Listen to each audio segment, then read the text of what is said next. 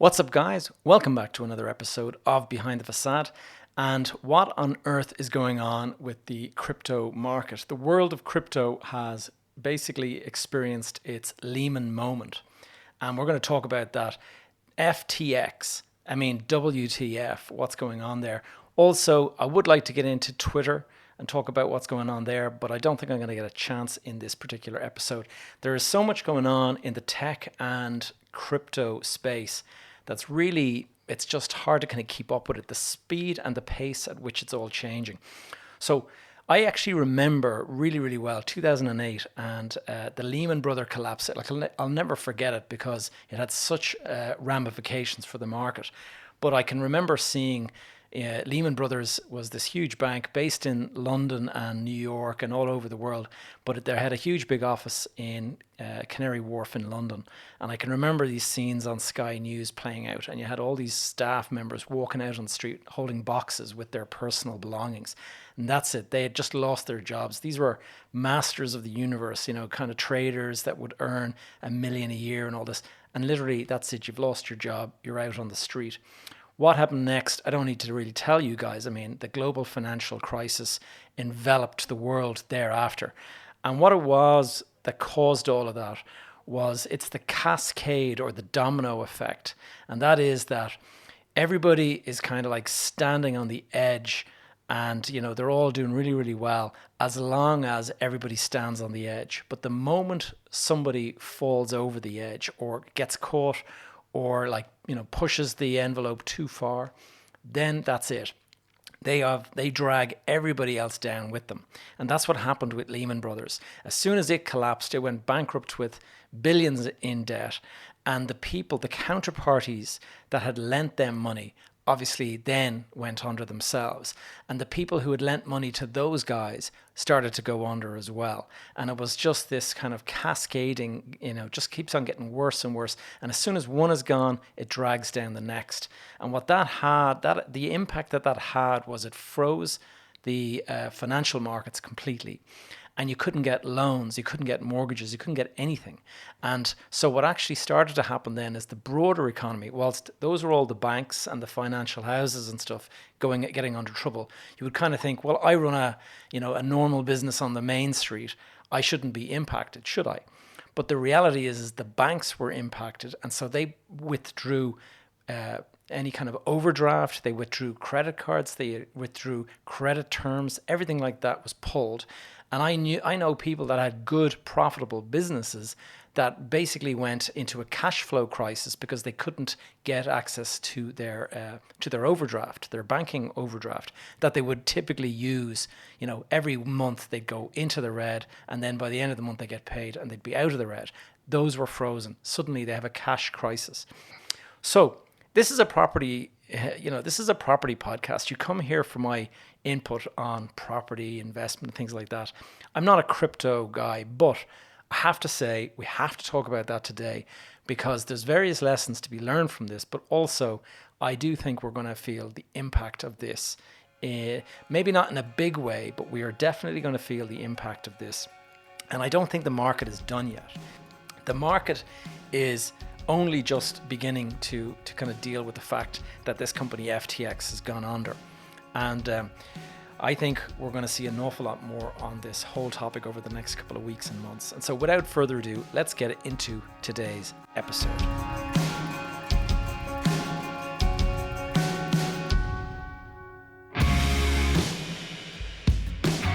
You're listening to Behind the Facade, and I'm your host, Gavin J. Gallagher. On this podcast, I explore the mental and emotional game often playing out subconsciously both in your mind and the mind of everyone else in the real estate or property investment market. The key to success in this game is to master your mindset and your behavior, to take control of your thoughts, your emotions, and most importantly, your ego. Welcome to the show. All right, guys, before I get started, one quick little update, and that is I'm going to just say the word Movember. All right, we're into November, and those of you watching the YouTube will have the benefit of this little close-up on my mustache that I am growing for charity. Now, it's a charity fundraiser. The link is below in the show notes in the video description. But as you probably know, you've probably seen Movember before. Movember is the month of November. You grow a mustache. It's all for charity. And in particular, men's health is the charity. And in particular, I'm focused on mental health, men's mental health, and in particular, suicide prevention. Now, a couple of friends and relatives have taken their own lives over the years, stress-related, incidents and things like that. And it is it's devastating to a family. I've seen it very close at hand, and I've seen the impact that it's had, and it's not pretty. And it's something that we just have to try and do better. And one of the big reasons that I talk about this is because, I've seen it myself. When you go through financial difficulties, you feel like the whole world is opening up and it's going to swallow you whole.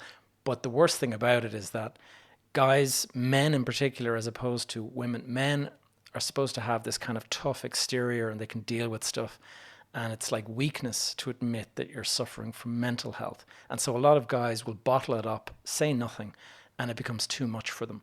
And so there's a bit of a stigma around admitting that you need help.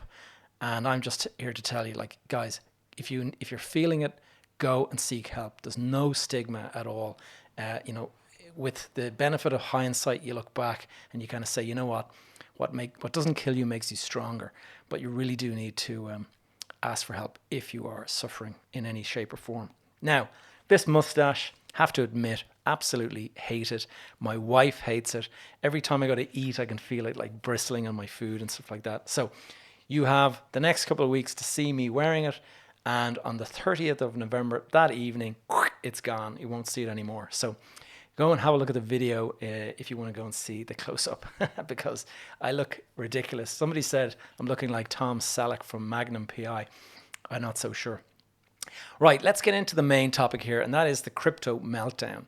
And really, where do I begin? It's hard to actually cover it because so much has happened this year and so much has happened in the last week alone. If you remember way back at the beginning of the year, the crypto was, or if we go back 12 months, crypto, in particular Bitcoin, was valued at 66,000 US dollars.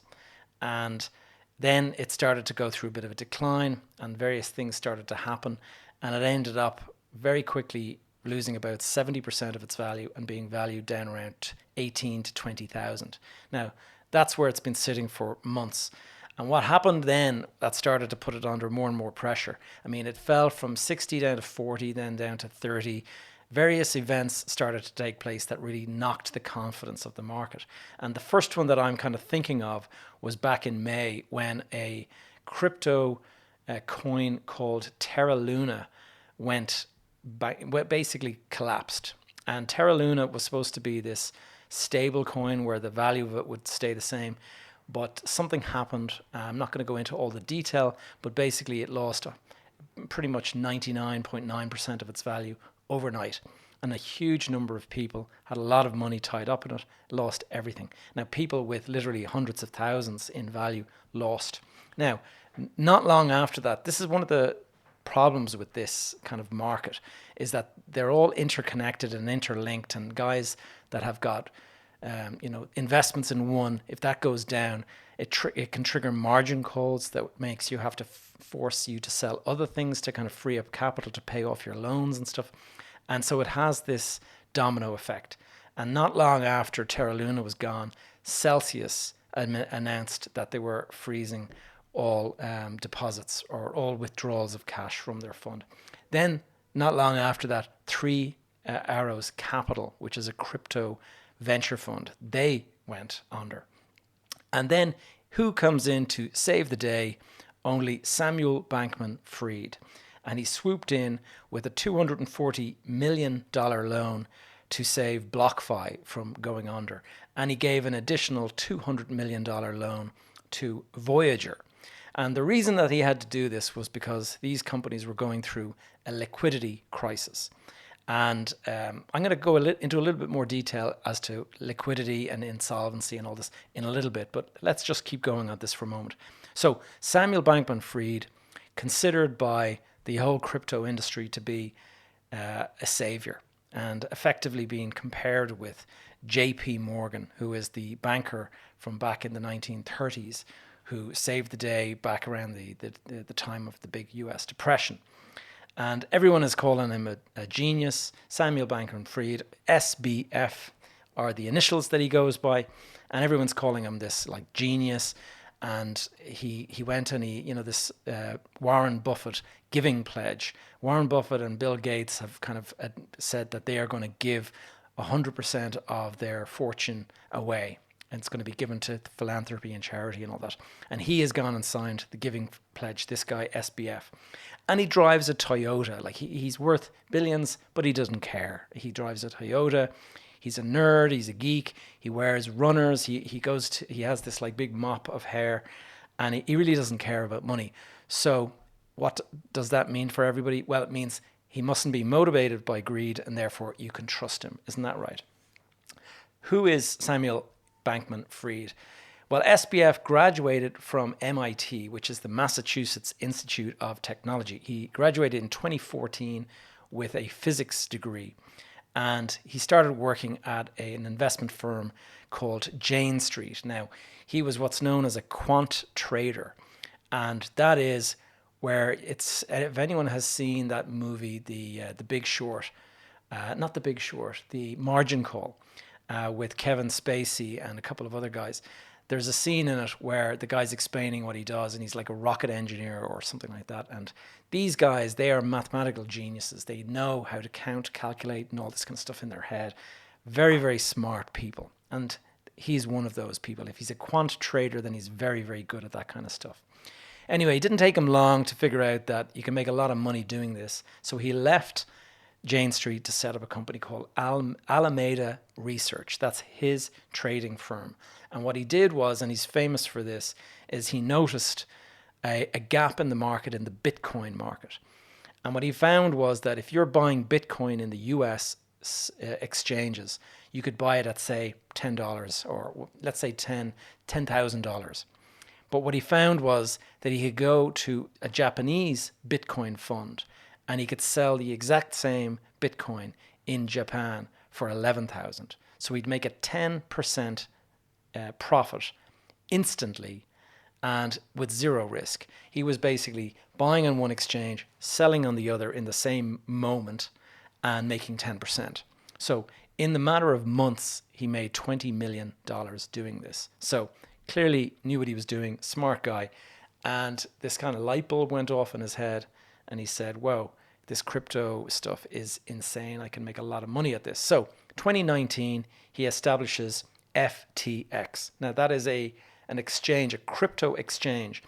And having come from Jane Street and seeing how this kind of the mainstream banking system works, you have these finance houses and these exchanges, and what they do is they provide all of these products that investors can come along and buy.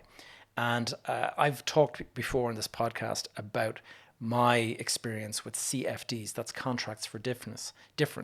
And if I put $1,000 or €1,000 or £1,000 into an account, I can leverage that at 10x, and I can go and buy 10,000 worth of shares.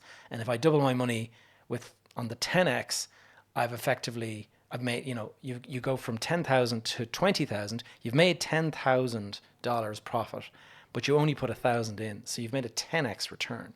So it's a really, really great way to magnify your returns. So he created a lot of these products around the crypto space, and he allowed margin like that. So 3x margin, 10x margin. He allowed you to short them, So you could basically go and say, right, I want to buy Bitcoin, but instead of buying Bitcoin at $16,000 for one, you would put in, $2,000 or $3,000, and you would be able to buy $20,000 worth of Bitcoin. And so you could go out there and magnify your returns much, much more. And you could also sell on, if you thought that Bitcoin or Ethereum or any of those kind of crypto funds, if you thought that they were going to fall in value, you could bet against them falling. So you could actually take a short position. So he did all of this. It was a very smart idea. A lot of people wanted to go and play these kind of games with crypto because crypto is so much more volatile. So the returns are outsized. So are the losses. But a lot of people, they want the gains. They don't really care about the losses too much. he became this FTX platform became massive very, very quickly with all of this stuff on offer. And early investors started to kind of pile in, and some of them were these big finance sort of companies like hedge funds and stuff.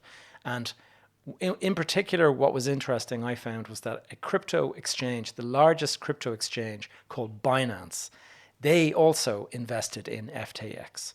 And Binance is run by a guy that goes by this nickname CZ. I think he's a Chinese guy, and so his initials are CZ. Now you should remember that name because it's going to come up in a little bit. Fast forward to today, or to 2022, we'll say, an SBF, Samuel, is being treated like some sort of a messiah, all right, with having signed the Giving Pledge. He is now worth $16 billion at the age of 30. So he is up there with Mark Zuckerberg in terms of wealth. And literally, you've got celebrities endorsing him. You've got magazines like Forbes saying that, he's the smartest man in the room and all this kind of stuff. You have celebrities and sports stars doing advertisements for FTX saying, you got to do it. You got to sign up. It's amazing. All this kind of stuff. And FTX can afford to pay millions to these guys. That should be a red flag straight away to those of you who are listening. Now, in addition to that, all the YouTube finance kind of speakers that I kind of follow, and a lot of them that talk about crypto and a lot of them that talk about stocks and stuff, they were all getting tapped up by FTX to go and promote the business on their channels. And by all accounts, they were being paid hundreds of thousands, if not millions, to actually do this. And so, that immediately to me is a big red flag. And why is it? Because it's, Bernie Madoff is a guy that if you don't know that name, go and check it out, because when you Google that name, you'll see it's associated with a Ponzi scheme, one of the most successful Ponzi schemes in the last, 20 years. And what he actually ended up the chairman of the Security Exchange Commission, which is the company, or which is the organization, the government organization that actually goes and checks for fraud and stuff.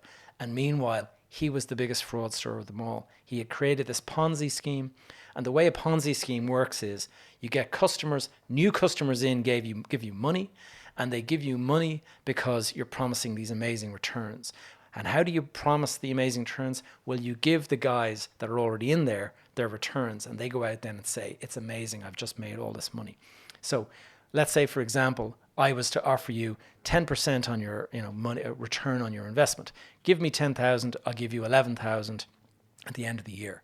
You sort of say, that's a great deal. I'll go and do that, because at the moment, interest rates are very, very low. And so how do I fund that though? Am I making it from property profits, or am I getting new people in who are giving me 10,000 and I'm taking 1,000 from them and I'm giving them back I'm giving the profit to the guy that put the money in earlier. So in order for a Ponzi scheme to work, you have to keep on bringing in new customers all the time. New customers, new customers, new customers. They feed the profits that you're paying to the old customers. When the old customers make their profits, they go out and start singing the praises of what a great platform it is. I'm making all this money. You should definitely join. And of course, they can go and pay for all of this money going into sports star celebrities and stuff like that, endorsing the platform. Now, SBF was asked to speak to the US Congress, no less. And he actually went up and sat with them as the stable genius that he is. And he was in a pair of runners and shorts, sitting there speaking to these guys. And he was explaining how crypto was so well controlled and so transparent that what happened in 2008 with the mainstream banks could never happen to the crypto industry, because it's all in the blockchain and you can see everything. You cannot make this shit up. It's unbelievable. The guy was out there saying all this, and then what has happened? Well, 2 weeks ago, Coinbase, CoinDesk, which is kind of a news thing on crypto, they published an article saying that FTX, that the 14 billion in assets that it said it had, that a huge amount of that was actually made up of its own tokens. And so that would be like me saying, guys, I'm worth 200 million.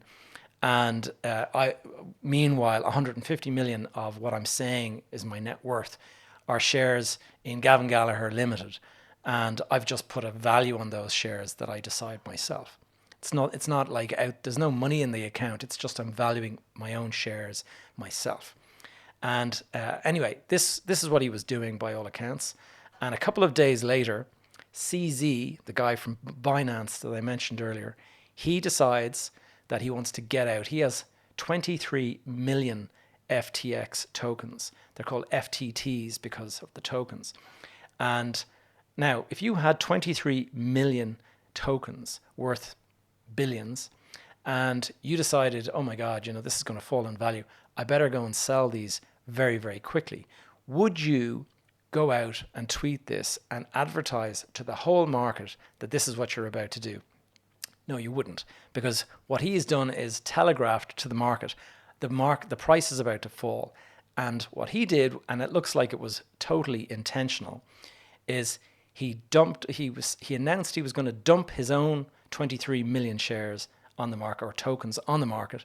And so the market collapsed for those particular tokens. It fell 90% in 24 hours. And so I remember hearing the headline at the time that Samuel Bankman-Fried has lost 90% of his net worth in the last 12 hours or whatever. And everyone was kind of like, whoa, this is incredible. How is it possible? Now, is it jealousy? Is it envy? Are these guys like mortal enemies? Binance is the largest crypto exchange, and FTX was the next biggest, I believe. And so obviously competition is fierce. And so CZ thinks to himself, you know what? I can actually have a go at these guys. I can damage them, and maybe I'll sweep in and I'll be able to buy the carcass that's left. Now, one thing that strikes me straight away is that this CZ character, do you guys know the scorpion and the frog metaphor, or the fable? It's the old story about the scorpion that is trying to cross the river, and along comes a frog that wants to cross the river, and the scorpion says, why don't you give me a lift? I'll go on your back. And the frog says, are you crazy? If you go on my back, you'll just sting me and you'll kill me. And the scorpion says, I could never sting you when you're crossing the river, because if I kill you, I'm going to drown in the river. And so the frog goes, okay, that makes sense. Let's do that. And so the frog sets off across the river with the scorpion on his back. Sure enough, halfway across the river, the scorpion stings the frog. And the frog, as he's dying, says, Jesus, why did you do that? You've killed us both. And the scorpion goes, it's in my nature. Now, why am I telling you this? Well, I'm telling you this because I suspect, and I could be completely wrong now, but I suspect CZ thought he was going to do a little bit of damage to FTX and sweep in and be able to buy it up. And I actually suspect he may have killed his own business in the process. Now, I don't know, we'll have to wait and see, but the damage that he is going to do to the crypto market by this is like the Lehman moment for the crypto market. $32 billion of value has been wiped out in 24 hours. $32 billion now. And not just that, not just the value, but think about the damage it's done to the reputation of crypto. Everyone thought FTX was different to everything else. They thought it was the one honorable platform out there that didn't do all these kind of dodgy things. It set it back for years. So is it a Lehman moment or is it an Enron moment? That's the next big question, because Enron, those of you who are young listeners of the podcast, you may not know, you may not recognize the name Enron, but back in 2001, so 19 years ago, Enron was this massive, massive company on the stock exchange that was trading energy, and they would buy futures in energy and electricity and all this kind of stuff, and turned out to be a huge fraud. And it went under. And in the space of, a couple of months, it collapsed. It went from $90 to zero, the shares. But even it dragged down so many other companies as well. In particular, there was a huge financial auditing firm called Arthur Andersen. And this was like one of the largest accounting firms in the world. And they were caught up in this. And they had been auditing Enron's accounts and books. And what actually happened was, in the middle of the night, it came out that these guys were shredding all of the documents from Enron because they didn't want to have evidence of the kind of wrongdoing that the auditing firm had been actually part of. And that action killed Arthur Andersen, a firm that had been around for, I don't know how many, like 100 years, and was one of the big 5 firms in the world for accounting. And within about a week, that firm had dissolved and was gone completely. And all of the people, all of these partners that were used to making millions a year in income and salaries and stuff, these guys are out on the street literally looking for jobs. And so it's just incredible what happened there. Lehman Brothers, the very same thing. 2008, they went under. They had been highly leveraged, playing all these games, greed basically.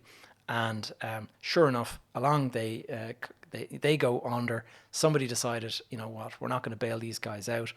And the knock-on impact of that nearly created the financial crisis, nearly actually dragged down the entire market. I remember at one stage in 2008, people were saying that the ATMs were going to stop spitting out money and that you should go to cash right away.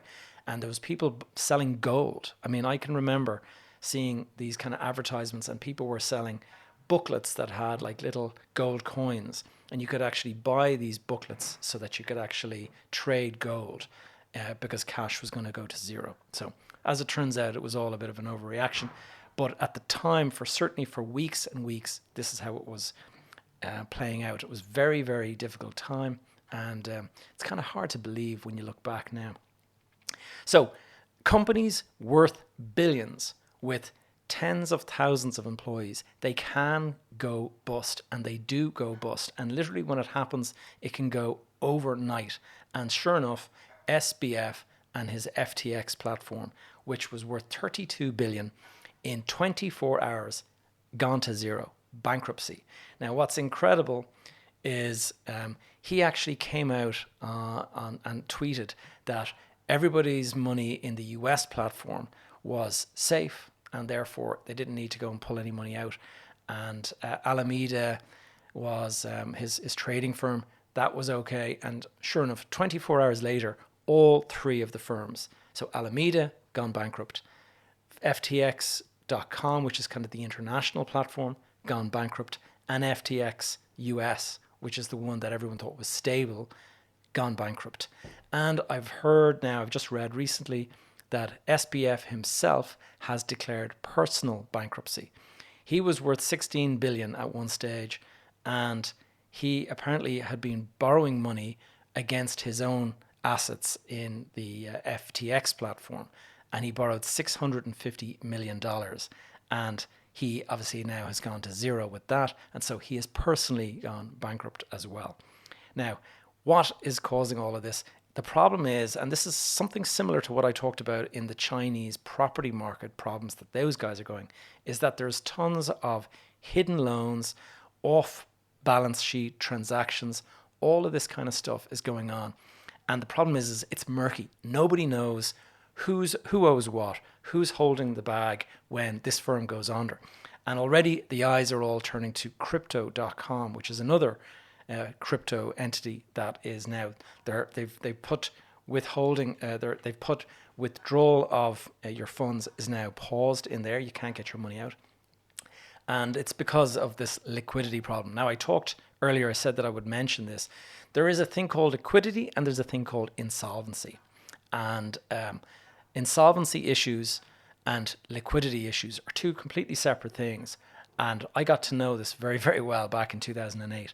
So a liquidity issue is when you've got a lot of assets, a lot of valuable assets, but you don't have any cash, okay? So let's say in my case, I own, 50 properties, and they're all over, spread out all over Dublin and various places. And what's the worth of those properties? 25 million, 30 million, something like that. So I'm a wealthy guy, I got lots and lots of property. But let's say that we're going through a bit of a cash crisis. The banks' interest rates have gone up, so the banks are looking for, all of my income that comes from the rents, looking for every penny of that to go into funding the interest payments. So I've got no spare cash.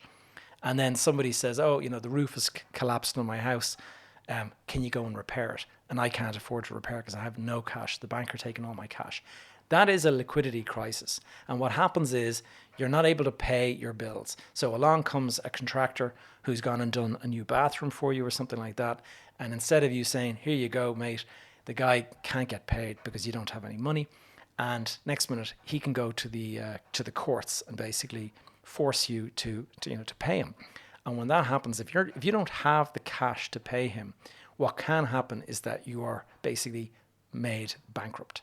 And now the problem is with this kind of situation is usually it's just a matter of time. If you can get people to calm down and say, look, I have the money, I just don't have it today. Give me a couple of weeks to sort it out and you'll get your money. And look, here's proof. I've got all these properties. I'm worth loads of money.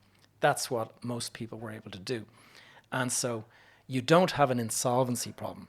An insolvency problem is when your debts are so much greater than your assets that you are technically insolvent and you're unable to repay. So you sell all your assets, they won't be able to pay off your debts. That is being insolvent. Liquidity is where you have the money in assets, but you just don't have the cash today.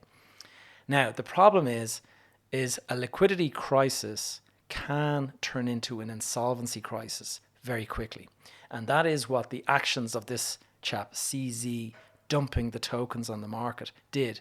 When FTX lost 90% of the value of its tokens, they went into an instant liquidity. They had a liquidity crisis, and suddenly it became an insolvency crisis because the value of their assets shrank by 90%. And sure enough, this had a knock-on impact. Bitcoin fell from $20,000 to $15,000 instantly. And I think there's actually going to be more to come with that. A lot of people out there are very hopeful that, crypto is going to bounce back. It'll go back to $60,000. I'd be very wary if I were you, because I think a lot more is going to play out now over the coming weeks and months. I think what I saw happen in 2008 with Lehman Brothers goes under, and then you're waiting, what's the next bank? Like, who was lending Lehman Brothers money that now can't get that money back? And so the people they owe money are going to be coming after them. And so it's going to go insolvent. And then there's going to be this knock-on impact. Everybody who's owed money who doesn't get it from the first person owes it to the second person and owes it to the third person. And there's this knock-on impact until you get to the big boys that have enough assets they can actually weather it. But a lot of the time you'll find that people they're quietly, running around trying to find a way to shore up this problem. They're not going out there saying, oh, guys, we're in big trouble. They're going out there saying everything is perfectly fine, because what they have to prevent is a bank run. A bank run is when everybody wants their cash out on the same day. This is the way it works with banks. You go down to your local bank and you put your $1,000 or euros or pounds, whatever it is. You put that in to your bank. They take that money and they lend it out, but they usually lend it out even larger amounts. So they'll lend out maybe $5,000, $6,000, $7,000 based on your 1,000 deposit. Now, they'll get all of that back in interest and they'll make their profits that way. And if you want your money, they can give it to you. But if everybody wants their money all on the same day, then they have a major problem, and that's a bank run. And this is what's happening at the moment with all of these companies. They're starting to freeze their withdrawals because they don't want, people are getting nervous and suddenly going, geez, I got to go and take my money out. So if you have money on any crypto exchange, or even if you have Bitcoin, all of these things, I'd be thinking carefully about getting your money out as soon as possible, because there's a chance that these things are just going to collapse in value. Now, could be wrong. They could bounce back next week. And I certainly saw today, CZ, our friend again from Binance, he came out and said that he is going to launch an industry recovery fund. And what he wants to do is get the support of all the other guys in the space and create this fund that they can bail out their people when big firms like FTX go under, they can bail them out. Now, I'm a little bit suspect there. I don't think that is CZ being this great, magnanimous guy. He's like, oh, let's help the industry. I think he is now trying to save the sinking ship. He had a go at a major competitor, and he's overperformed in terms of the damage that he's done. And what he's actually done is damaged the entire industry and set the entire industry back probably 5 years. And so this is his scorpion moment. Like, he has got to be thinking, geez, did I overdo it there doing that? Like, I suspect what he wanted to do was to probably to humble Samuel Bankman-Fried and basically buy the company up, the assets off him at, for $1 or whatever. Instead, what he did was he suddenly realized, oh Jesus, these guys are, completely leveraged up to the hilt, and there's not going to be any way that we can bail these guys out. Like, we just don't. If we buy that company for $1, we're taking on tens of billions in liabilities. So they just walked away from any kind of a rescue fund. And what are the lessons from this experience that we've gone through this last week? Well, I'm going to remind you about a video I produced about a year ago called The 4 E's. And that is the 4 E's that investors tend to get sunk by. And the 4 E's are your ego, your emotions, the economy, and events. And it's very, very, like, I got caught before by ego. But it's very clear to me that these guys, their emotions, like in particular the emotion of greed and envy, has got these guys are caught up in it big time. And the economy now has gotten shaky. And with the shaky economy, what that's done is put these guys under pressure. And all it takes is an event. And this event of SBF declaring bankruptcy, his big platform, FTX, going under for $32 billion. That is going to have a major impact across the market. And back on episode number 93, so we go back quite a few, like 40 episodes at this stage, I had a look at crypto, and I compared crypto to property investment, and I compared it to stock market investment. And I have to say, the amount of flack that I got from people out there that didn't like that I was, criticizing crypto. And I don't remember criticizing it too badly. I think what I did was I just pointed out the fact that there is no value in crypto except what the next person is prepared to pay you for it. It doesn't have like an inherent value. Like, if I build a house, the house costs me $300,000 to build. That's $300,000 worth of blocks and concrete and cement and wood and glass and everything, and tiles and kitchens, and like, that's 300 grand. It's sitting there. Those individual items cost 300 grand. But when you go out there and say that this imaginary coin that doesn't even exist, it's like zeros and ones in a computer, that's worth $66,000. You have to, like, there's nothing to show that it's worth that other than the fact that the market says it's worth that. And if there's somebody out there who thinks it's going to go to 70,000, well, of course they're going to buy it. But when it suddenly looks like maybe it'll fall to 20,000, then people are going to start selling. And at this point in time now, there's a good chance that a lot of people with money stuck in the crypto exchanges and all of these things, they're now being locked out. They're being told they can't take their money out.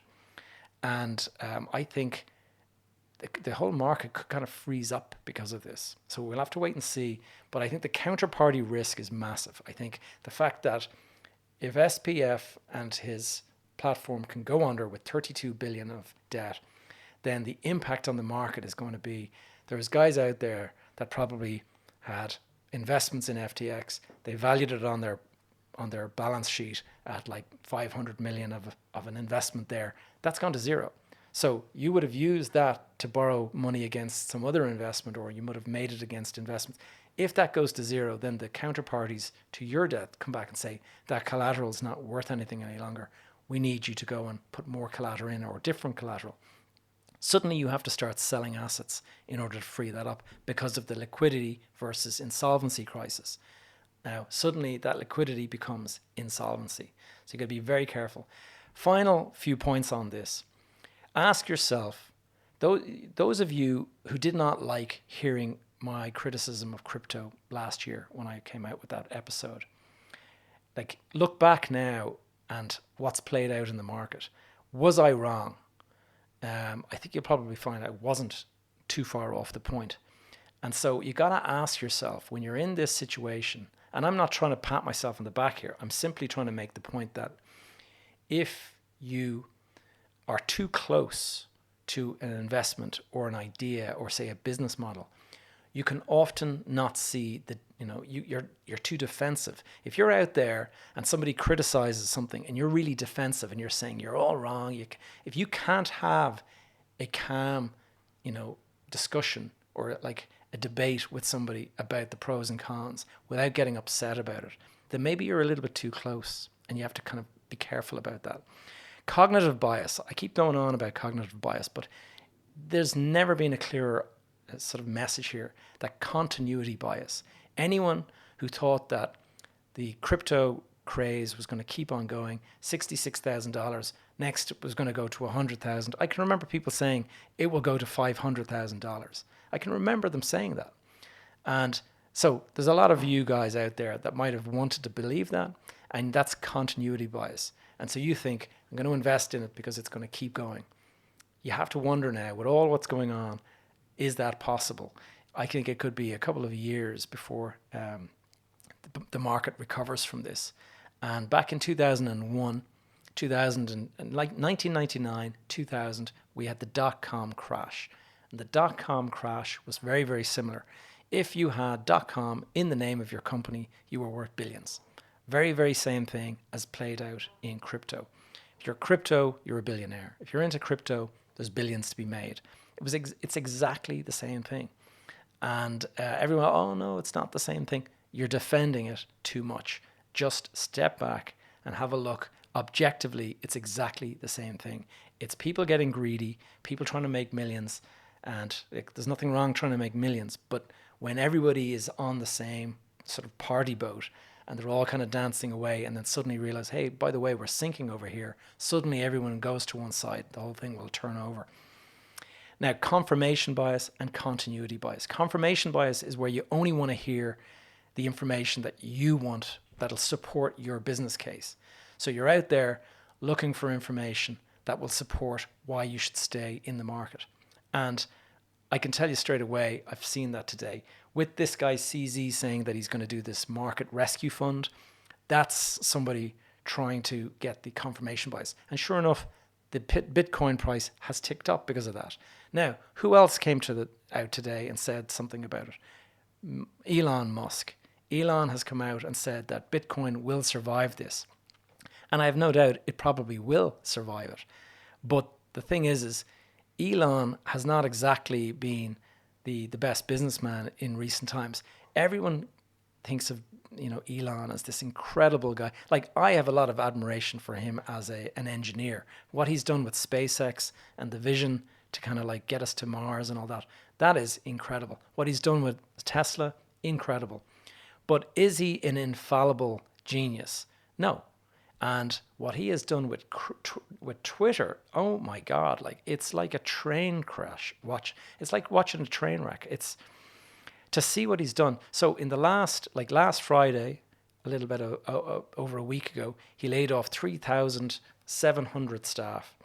I heard today that he's laid off another 4,400 contractors that were not full-time employees, but were working as kind of contracts. It's going to be very, very interesting to see what happens with Twitter, because it seems like he's just all over the place. He doesn't have a plan. He seems to have been caught thinking that this was all very simple. And he came out with this check mark thing where you paid $8 and you get authorized a couple of days ago. And he thought this was how we're going to make millions. That is now frozen because there was an absolute, the entire Twitter universe was filled with people that were creating false accounts, and they're going out and they were imitating all sorts of big companies and sports stars and stuff. And they had the little blue check saying that this is genuinely, LeBron James, and this is genuinely Nintendo. Nintendo, the Mario guy, the cartoon character Mario from Nintendo, he was seen on the Nintendo Twitter profile, giving everyone the finger. And that was a fake Nintendo account, but it had the blue check mark because the guy was prepared to pay $8. So Elon, don't assume that Elon is this genius that can make everything okay, that can fix everything. He is a very smart guy. I admire a lot of what he's done, but he is well capable of sinking Twitter if he's not careful. And people fail. Like right before Enron was down, these guys were considered geniuses. Right before Lehman Brothers went down, this guy, the Fuld, who was the CEO, I can't remember his first name, but his surname was Fuld. He was paid like $120 million that year. The board of directors thought this guy is a genius, and they paid him this amount of money. He was worth billions, and the company went bankrupt not soon after. So it just shows you. Now, question, will SBF go to prison? I actually think there's quite a good chance he will. For the guy, all of this, oh, what a messiah and everything like that, they were all saying that he was an amazing guy. He stepped down as the CEO. Who has replaced him? Only the guy that stepped in and took over the Enron collapse back when it collapsed. So this person who has replaced SBF is the same man that took over Enron after that fraud was exposed. So it's interesting to see. And the fact that SBF was coming out making these statements that your money is safe, and not even 24 hours later, the 3 companies had declared bankruptcy. So you had a couple of hours to get your money out. His tweet might have made you go, oh, it's not so bad, I'll leave my money in. 24 hours later, it's gone bankrupt. So if you look back now, we got 2000, we got the crypto, the dot-com crash of 2000, we got the Enron scandal of 2001, we got the Lehman collapse of 2008, which led to the global financial crash, and now we have the crypto and the stock and the tech market meltdown. And Mark Zuckerberg laid off 11,000 people last week. Stripe, I believe, are laying off a large number of their workforce. We just mentioned Twitter. And I'm just going to finish up with this little thing about FTX. So FTX was raising money from all these big, huge funds. Sequoia Capital, which is one of the big funds, one of the big Silicon Valley funds, they put in something like 600 million or 400 million. And there's a chap called Chamath Palihapitiya, and he is this guy that's a bit of a genius when it comes to investing. And he had a look at FTX last year. And when he looked at it, he said, you know what, if you want me to invest in this, you're going to have to create a board of directors. There wasn't even a board of directors. This company is worth 32 billion and there's no board of directors. So he sent an email saying, if you want us to invest in you, you're going to have to start with the appointment of a board of directors. Sure enough, straight away, he got an answer back from the guys, and it was, go F yourself. That's what they said to Chamath Palihapitiya when he said you need to create a board of directors. I'll say no more, guys. I hope you found this one interesting, useful. If you are suffering from any losses on crypto, my heart goes out to you, but just be careful, get out. Don't be piling in thinking that this is a great opportunity. I honestly think that it's could go. I think we could see Bitcoin falling below 10,000. I think more news is going to come out, more collapses. And I think Bitcoin, when it eventually reaches the bottom, will be a great purchase investment. You buy it, and then 10 years' time, you'll be very happy you did. But I think we have some more to fall. All right, folks, hope you enjoyed it. I'll see you in the next one. I hope you found this episode useful. Thank you for tuning in to another episode of Behind the Facade. If you did find it useful, I would be really grateful if you could leave us a review over on iTunes, or if you're watching it on YouTube, maybe just hit like down below and subscribe if you haven't already. If you have any questions or topics you would like to ask or have me cover in future episodes, you can approach this two ways. If you're listening in on the podcast, then perhaps join the Facebook community. It's called Behind the Facade Community. Alternatively, you can leave a comment down below. And I always like getting comments in the YouTube page because it does drive engagement. Alternatively, look me up on social media. My handle is Gavin J. Gallagher, as always. And you can stay up to date on my projects and various things that I'm doing at the moment just by following me over on my newsletter. The newsletter is found in gavinjgallagher.com. I put it out weekly. It's just a bit of an update on things that are going on and the various publications and things like that I'm putting out. All right, guys, talk to you again next week.